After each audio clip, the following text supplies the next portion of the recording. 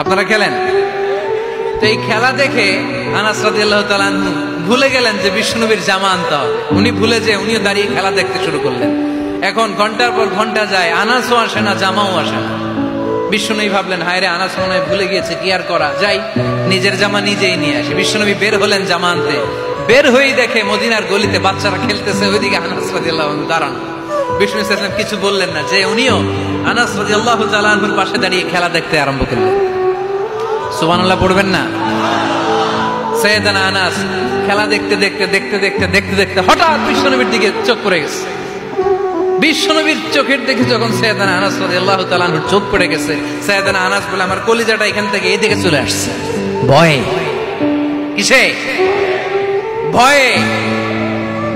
উনি বললেন, আমার গলা শুকিয়ে যেতে আরম্ভ করলো, কাঁপতে লাগলাম। হায় হায়, এখন আমার মনে পড়ছে বিশ্বনবীর জামা আনতে পাঠাইছিল, ভুলে গেছে খেলার আবেশে পড়ে।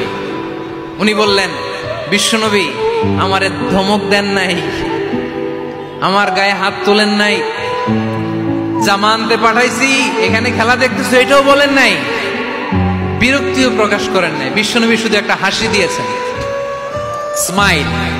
কি দিয়েছেন? একটা মুচকি হাসি দিয়েছেন। কি হাসি? সাইয়েদানা আনাস বলে, ওই যে ওই দিনের বিশ্বনবীর মুচকি হাসির শাসন মরার আগের দিন পর্যন্ত আমি আনাসকে সোজা রাস্তায় রেখেছি, আর ডানে বায়ে নেই নাই।